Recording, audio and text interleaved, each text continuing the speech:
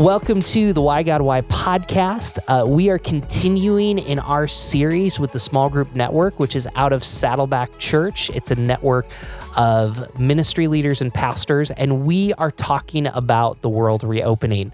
Now, when you hear this podcast, we don't know where we're going to be in the pandemic, but we're guessing at some point that we're going to be reopening. And even for wherever you live, you're probably experiencing a little bit of that. The question that we're dealing with today is, why will community matter more after the pandemic? I am here with my friend Kirsten. And Kirsten serves at the National Community Church, which is in Washington, D.C. She deals with community, also known as small groups. We'll talk more about that. But Kirsten, welcome to the Why God Why podcast. How are you? Hey, Peter. Thanks so much for having me. Doing well today and glad to be here. So Kirsten, I was too scared, but how do you pronounce your last name? I get that all the time. It's Telzero. But it's kind of funny because my maiden name is Began. And so I went from the beginning of the alphabet to the end of the alphabet. I love it. Well, I get like Engelbert or Engelhart, and then my wife's maiden name is Elliot. And sometimes people are like, Peter Elliott. And anyways, but we'll save that for later. So this podcast is brought to you by Browncroft Community Church. The question we're asking is, why will community matter more after the pandemic? Kirsten, why don't you just tell a little bit of your story of how you landed at your current role and with the small group network and just your passion for community?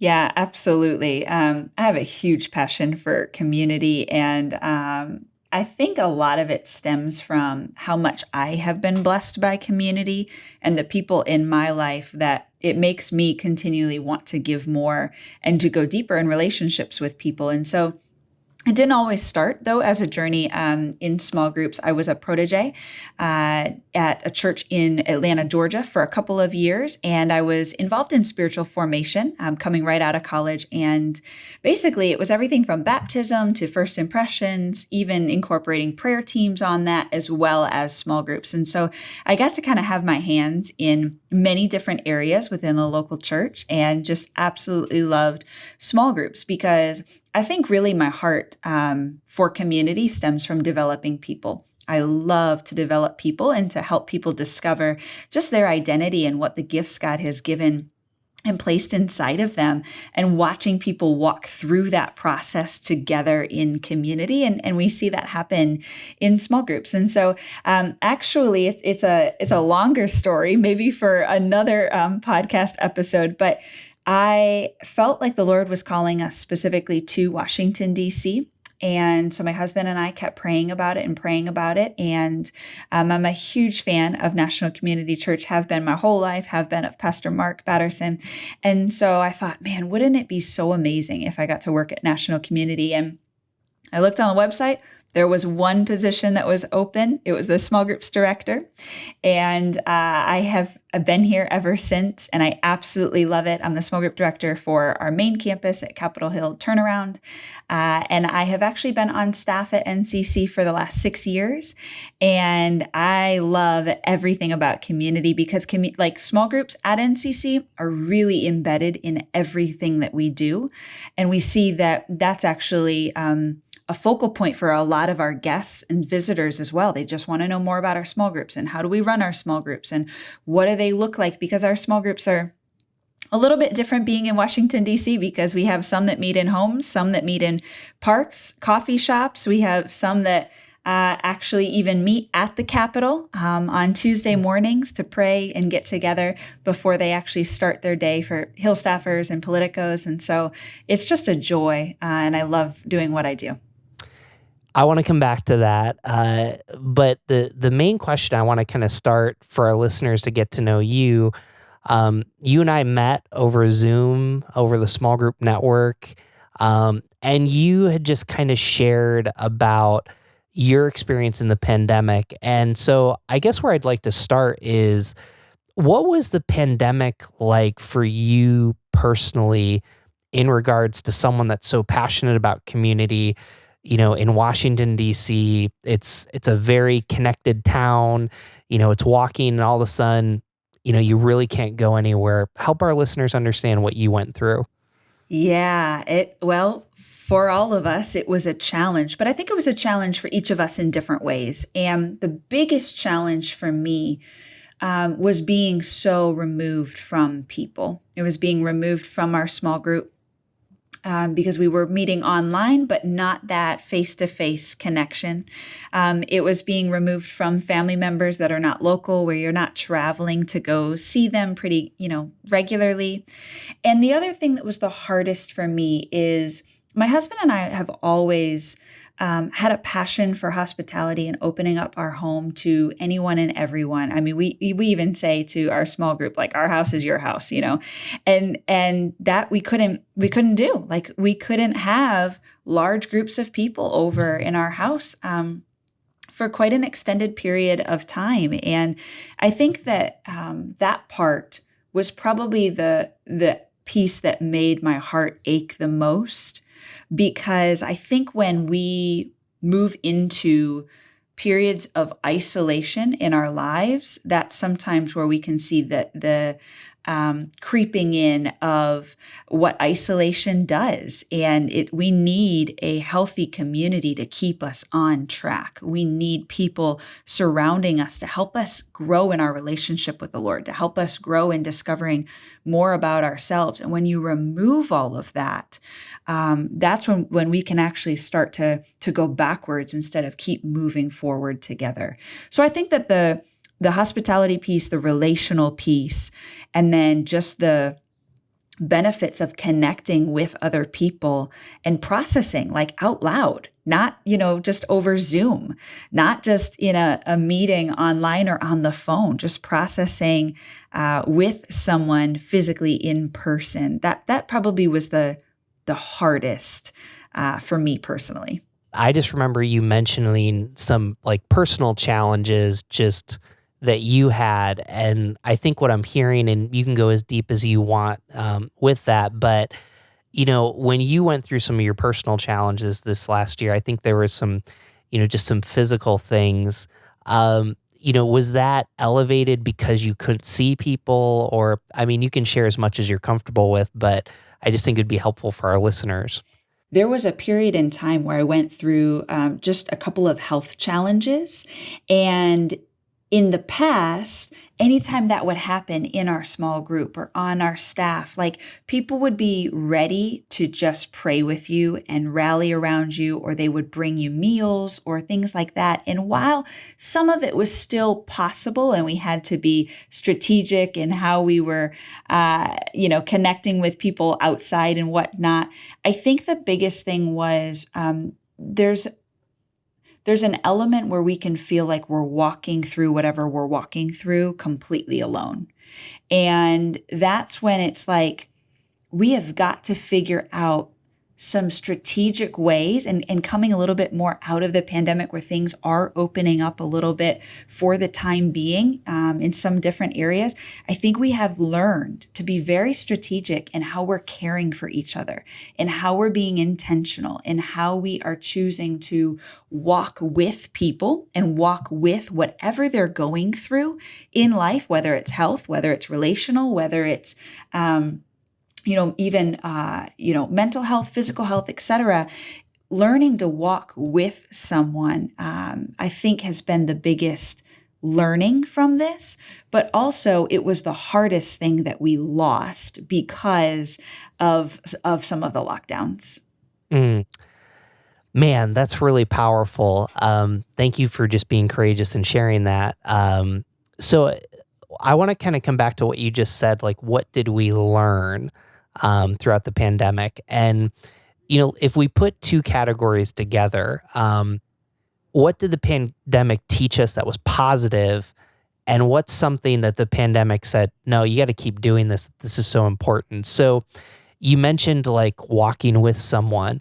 How do you think that that's changed in 2021, 2022 that we might not have thought about in 2019, whether it's new or old? Yeah, that's a great question. I think one of the things that I'm noticing the most, and I have felt the Lord say this in my own life, is just this desire and this need to go deeper with people and go deeper with few as opposed to surface level with many. And I think that that's one of the things that we've learned throughout the pandemic that we're now honing in on and really focusing, especially in the context of small groups, but really focusing on who are our friends, who are our neighbors, who is our family, and what does the inventory look like? If we were to do a relational inventory, what does that relationship status look like? Are they really good relationships? Are they really healthy right now?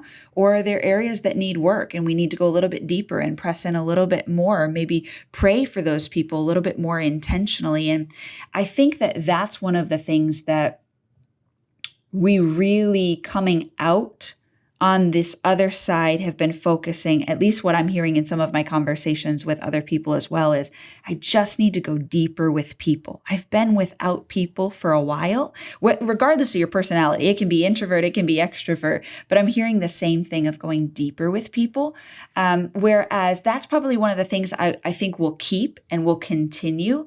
One of the things that we will probably leave behind is the desire to only be with, a select group of people or a certain amount of people, because now we've introduced things like Zoom and Marco Polo, where we are connecting at a wider and larger level. We're having more breadth, but it's also just being aware of where the relationships where I can go deep with, and then where are the relationships where I need to intentionally connect on a larger scale via Zoom, via tech, the access that we have technologically. So I think what I hear you saying is like, let's embrace the network of technology. There's the book, The Search to Belong. That might be the space for our 50, 100, but don't forsake the in-person and even digital of the 3 depth. Is that kind of what you're saying? Yes, and I think it's become magnified in the pandemic more than it was before. Take our connection is also through the small group network. So take the small group network, for example. In one sense, we have this large network that's global across the entire world where we're all a part of the same network. We're all connecting through Facebook, through Instagram, through podcasts. But then we also have specific regions and specific huddles where we're meeting with 8 people on a consistent basis, and we're going deeper with them. We're doing life with them. We're asking, hey, what are you learning in your small groups right now? And so it's learning to balance both of them without neglecting either one. But I'm seeing people emerge with a little bit more of a greater desire to just go deeper in the relationships that the Lord has given them to steward. Wow. Well, let's back up. That is so rich, like just what you said, and I think that you're confirming probably what a lot of people feel as I hit my microphone. So let's talk about for a moment. There's a 24-year-old named Greg. You work in DC. People work 70, 80 hours a week, and like we want microwave relationships, but everyone's like crock pot. So, Yes. Anytime, even if you don't go to church, you probably try this, you go and, you get in a kickball team and like the first kickball, like you win the game, but you're like, these people are weird. You might go to a coffee shop, even to a bar. And even for people that are trying to navigate church, like once, they come to church once a quarter and they hear small groups and they're like, why would I go to someone's house and sit down and talk with them? So knowing that there's busy schedules, I don't know who I'm connecting with, how would you impress or how do you talk to someone that's trying to deal with those unknowns and those tensions? Yeah, so I think it's about meeting people where they're at. And that's one of the biggest things at National Community Church because of the city life, because of the urban context, the pace at which we just do life. And one of the things that I really appreciate is we have a small group called Alpha at NCC, and it's an international ministry. It started out of the UK, but basically it creates this safe space for people to really wrestle and dialogue and ask hard questions in life, like why do bad things happen to good people? And if God is good, why would he allow X or Y, Z to happen? And it creates this safe space that is very unusual in the city, almost like counterintuitive, to be able to dialogue and not feel judged when you're asking questions specifically about faith. And so I think it's looking for those spaces where people are naturally going to just feel safe, or there are less barriers at a coffee shop as opposed to a home or a church building, things like that, where we're looking at, okay, where is the marketplace? Where's the modern day Wells where people are actually congregating? And then how do we, like Jesus, go to those places and just create safe spaces to kind of bring them in and say, hey, you know what? Like we are here for you. We want to be able to talk and dialogue and develop a relationship so that you feel like you are belonging, that you are welcomed in this place. All of your questions, all of your habits, all of the things that you're bringing to the table, because it can be really overwhelming, right? So for the example that you gave of the 24-year-old, it can be overwhelming of like, I just don't even know where to start. And that's a big move for me to set foot into a church building. It's a big move to step foot into someone's house that you've never met before, and you're going to meet 12 other people that you don't know who they are and their names. And especially if you're an introvert, like I'm an introvert, and to me, I would rather go meet at a coffee shop than I would in someone's home if I don't know them right away. And so looking for the spaces where we're removing the barriers and where we're just being intentional to say, you know what, you're so valued and you are welcome as you are. But we're not going to, leave it there. We want to dialogue. We want to have conversation, and we want to be able to go deeper level in relationship. So that's really good. I want to walk to the other side. There's also those individuals, whether they're in church or out of church, like all of a sudden now, no masks, everything's lifted. Let's just fill our calendar. And that's a conglomeration of church people, but also of people that don't go to church. And even what you're kind of proposing is deeper relationships. What would you say to the person, and you probably even work with some people where it's like, hey, just because we're reopening, there's some good things from the pandemic about going deeper. How would you respond even to that person? yeah, I mean, I think one of the things that we all have to be cautious about is going from the pandemic to 150%.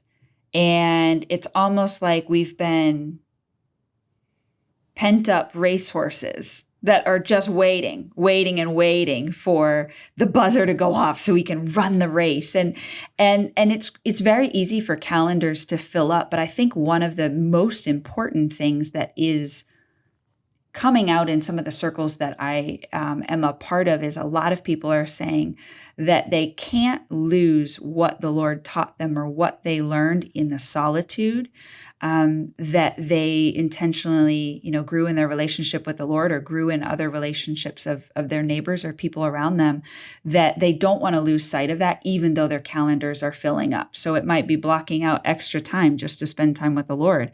It might be taking the time to actually write cards instead of just sending a text. It might be baking brownies and dropping them off at a neighbor's front doorstep. Things that we really, the pandemic caused us to reflect and think through a lot of those small things that we can be doing that have big impact. And when we just fill up our schedules and we're just running at full pace and full speed, we forget about those things or we don't schedule them. And so then it becomes harder to actually put them on the calendar. And we just say, oh, we'll do it tomorrow. Oh, we'll do it tomorrow. Oh, we'll.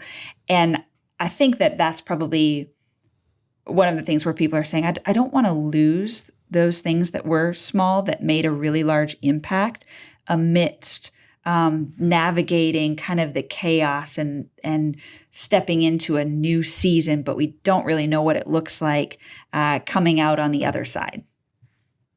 I want to come back because, again, I'm sure we have both. We have some people that are like, if it wasn't the pandemic, but we could all be introverted, that would be awesome. There's other people that are like, just let us out. You referred to before, like people needing and wanting deeper relationships. So as a pastor, I hear this all the time. I want my small group to go deeper. There's some introverts that I talk to. They're like, shut up with the small talk and just let's go. And when you think about a deeper relationship, paint a picture for us, for our listeners, of what that looks like, or how do I know I'm going to a deeper relationship? Yeah, I think it really stems from creating space and carving out time. You said you can't microwave relationships, and you can't. I mean, the best meals come out of a crock pot, not a microwave. And if we are going at such a pace that we are not creating space and we're not carving out time to listen, to ask questions, to try new things with people. Maybe it's, going and playing golf with people that you haven't done before, but they're really passionate about it. So you're like, yeah, I'll go play golf with you. If we're not creating those types of spaces, I think that that it's going to be really hard to go deeper. It's going to be really hard to create those crock pot style relationships. And you can't manufacture a deep relationship, right? Like you have to just kind of create the environment and the atmosphere, just like in a small group, to be able for people to feel safe enough to feel like you are genuinely interested in their life and what's going on in their life, and that you are authentic. All of that takes just such intentionality. Mhm. Yeah, and even as you talk about that, my friend Mike, so he has a back porch, and I've probably sat on his back porch a couple hundred times with a group of men. And one of my friends, I'm going to call out Dale. Dale says, "Well, this is my small group," and I'm like, "Dale, I don't know if this is a small group," but he like. It takes time and it's taken trust for us to kind of have some of those deeper conversations. Sure, it starts with the Buffalo Bills and maybe it moves on to some other things, but we've had some really deep conversations because it happened. Now, there's sometimes when a new guy shows up and all of a sudden it's like, my life sucks.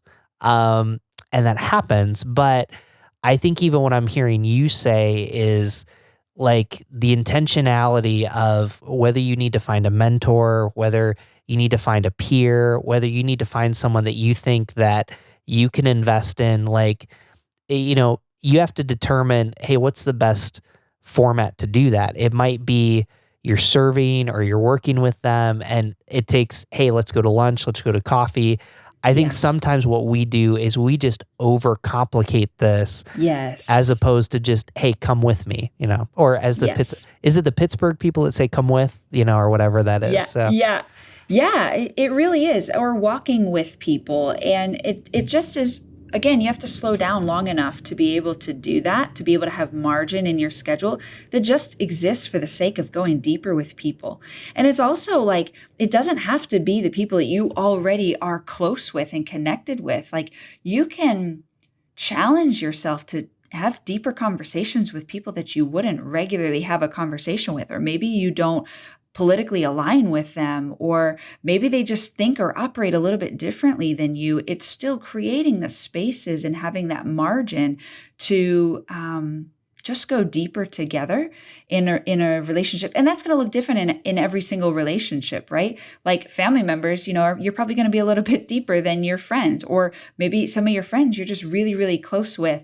And so I think one of the important things, though, is challenging ourselves to not just go deeper with the people that we already are deep with, but going a little bit deeper with people that we maybe wouldn't naturally do so, or maybe the Lord is just asking you to invest a little bit more in a specific relationship. And as you said, that could be a mentor, a mentee, or it could be, someone at the office. It could be your next door neighbor, two houses down. It could be a wide range of people. Well, you brought it up. So you're in Washington, D.C. Last I checked, 2016, 2020 were probably not so fun years. With the focus of community, I'm sure our listeners are trying to think about, how did you navigate this politically polarized, season? And, as you kind of look into the future, what's your hope? Because, your pastor, Mark Batterson, has talked about that on other podcasts. And just, I've been to National Community Church. There's something beautiful about, people don't know this. There's Democrats and Republicans that are probably in small group together. But tell everyone how you're navigating that through the lens of community. Yeah. Oh, they definitely are in small group together. And that's what one of the most beautiful things is to see. I think one of the just really beautiful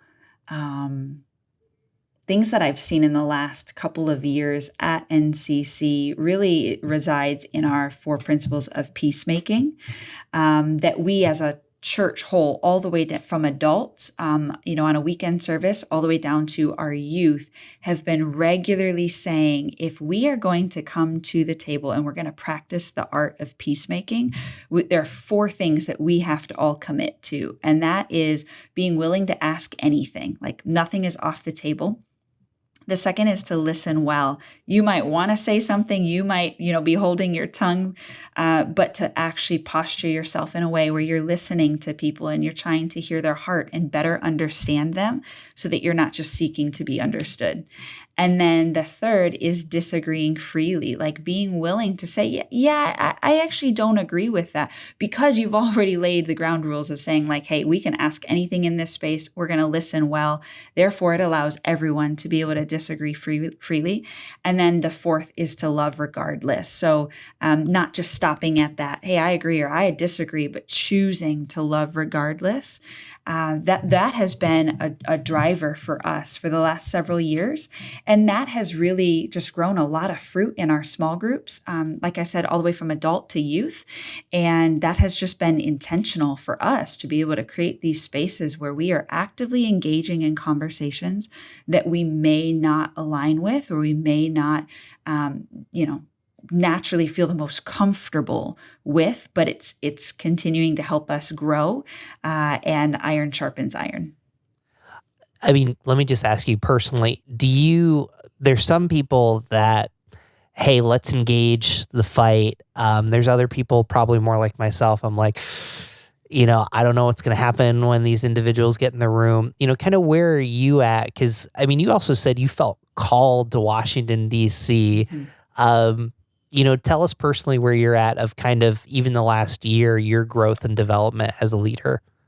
Yeah, I think that I've really learned to just continue to posture myself in a way where I'm just learning from everybody. I'm learning from everything that they're saying, everything that they're sharing. I'm learning more about who they are and their heart. And really just choosing to learn as much as I can, reading, posturing myself, but also listening.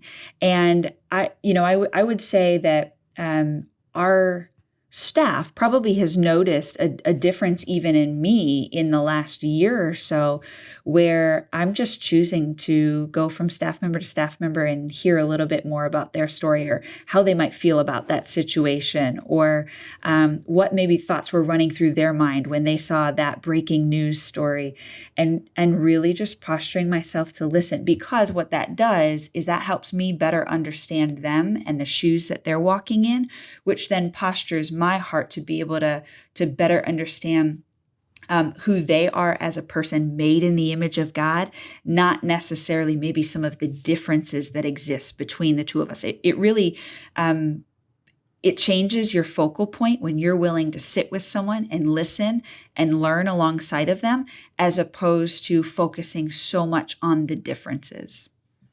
That's really good. So here's probably, you just gave some wonderful advice, but here's the deal.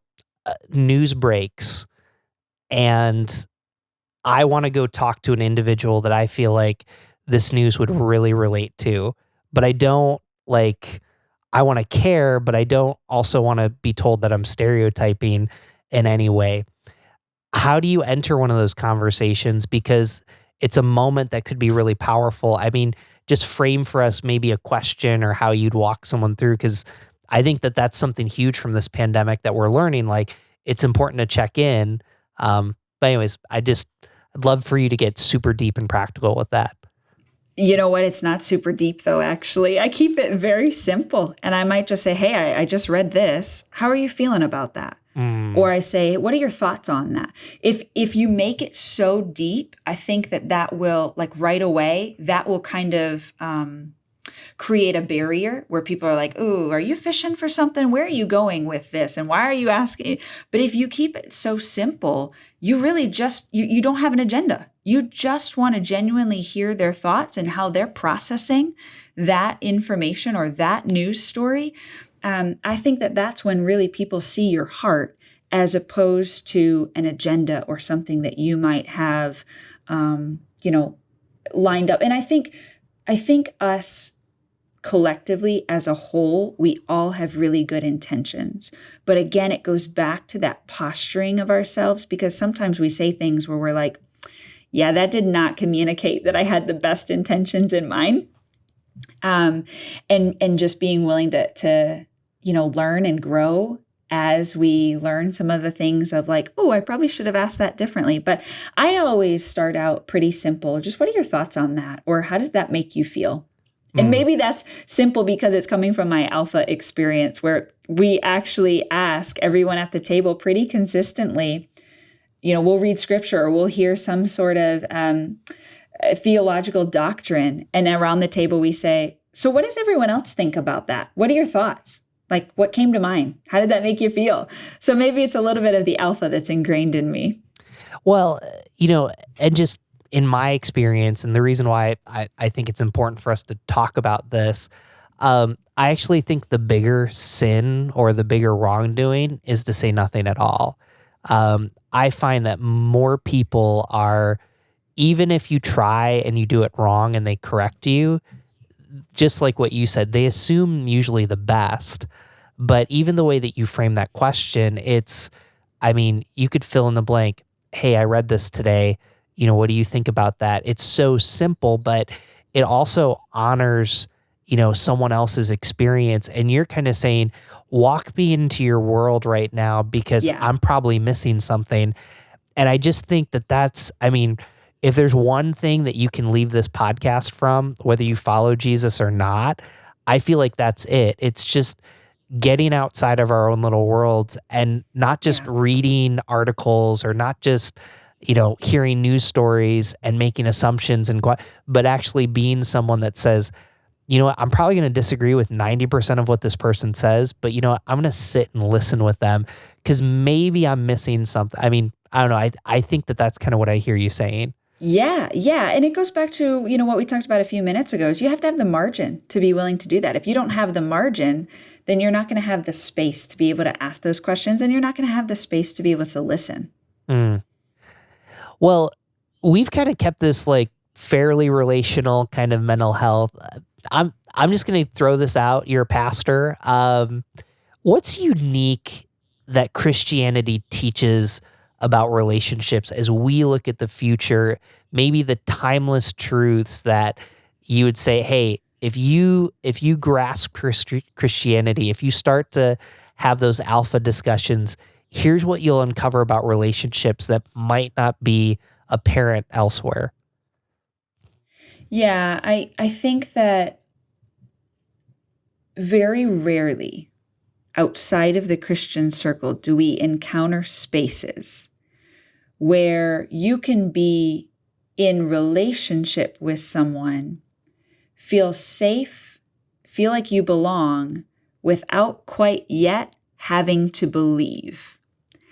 And I think that that's one of the things that I absolutely love about the Christian faith is that the relationships, like we don't have to go through this life alone at all. We don't have to walk alone. We don't have to, in addition to knowing that, God is forever with us, he intentionally surrounds us with a community.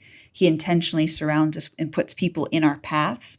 I have this one friend that they move every 2 years. And so they have this consistent prayer that says, Lord, just send me one friend for each person in my family, just one friend. And he does every time. And it's like, that is just so powerful that you don't hear about that in other places. You don't hear about that in other circles outside of the Christian faith. But also you just don't hear about circles of wait, I could say this, this, and this, and I won't be judged. But nope, not here. That tends to be more in those alpha circles. But that I think is one of the unique factors of community and what it means to all be on a journey and a walk together, and to not leave people behind or to not judge them for what they're thinking and feeling and processing through, because we're all at different points of the journey. It's funny as you say that. I think of like all the stories of Jesus, and I think people are like, we've never been more polarized than we've been before. And it's like Jesus's small group had Matthew, who was a tax collector for the Romans, who occupied Jewish people, and he was Jewish, with Simon the Zealot, who wanted to overthrow the government. If you want to talk about like community, like the Bible and Christianity, it talks about natural enemies that all of a sudden become friends. And I think that that's even kind of what you're pointing to. And we forget some of that history. And for some of us, we don't even know that like Jesus didn't surround himself with a bunch of people that got along. He surrounded himself. He had brothers. So, that's the worst, but they were in competition with each other. And I think that that's a little bit of kind of what you're saying. Yeah, absolutely. Sure. Well, hey, let's close. This is the final question that we always close with. What does Jesus have to say about this topic? And so I get to answer, and then whatever heresy or things that I mess up, this is why we have a guest here. So you get to close it up. So does that sound good? It's hilarious, Peter. So there we go. Well, so I kind of want to come back to, one of the things that you said, just I'm leaving with like the fact that you talked about margins. And as I think about Jesus, like Jesus was one of the busiest people on earth, but he always found time to go deep with individuals. Now, I know that people would be like, well, he's Jesus, like he's got it figured out. But I think that it's also a model. So I think of Jesus with Nicodemus, Jesus with the woman at the well, like Jesus with the woman at the issue of blood. Like he had time enough to go deeper in relationships and ask those questions. So as I think about why will community matter more after the pandemic, it is the smaller, tighter relationships. It is the opportunities that instead of just talking about surface level things, it's, being brave enough to ask those questions and seeing maybe what Jesus does. So that's my thoughts. Mm-hmm. Yeah, absolutely. And what about you? What do you think Jesus would say about this? Yeah, it's hard because I still think that there's so much that we don't quite understand about the power of relationships, about what we might be entering into in a new season, what we may have encountered, collectively in a pandemic. Like, I still think that there's so much that we just can't comprehend. God sees it all.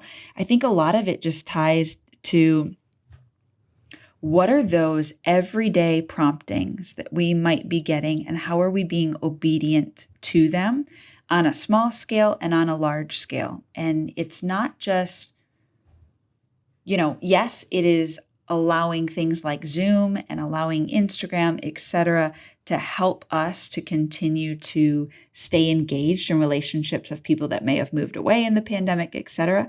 It's also not neglecting the relationships that the Lord has given us to steward that are in our own backyard. But I think that, it really ties in with just those small steps of obedience of who the Lord's highlighting to us to pour into, or to, step out and have a conversation with, and maybe ways that we wouldn't have before, or to do something that, maybe for our neighbor that we're like, I'm actually just going to go and get them groceries and drop them off at the front door. It's just paying attention to those promptings on a regular basis of, Lord, how can I bless your people? How can I bless who you've put in my path today, whether I know them or not, and just being obedient to that. Kirsten, this has been great. How can people follow you online in your robust social media following? Yeah, absolutely. So I have an Instagram page, just Kirsten Telsrow. And then I also have Facebook. So I'm pretty active on Instagram, more so than Facebook. Twitter as well, Beegs92. But would love to just have a conversation, even if you guys want to continue the conversation or have some questions out of today's podcast. You can email me at my first name, Kirsten, @national.cc.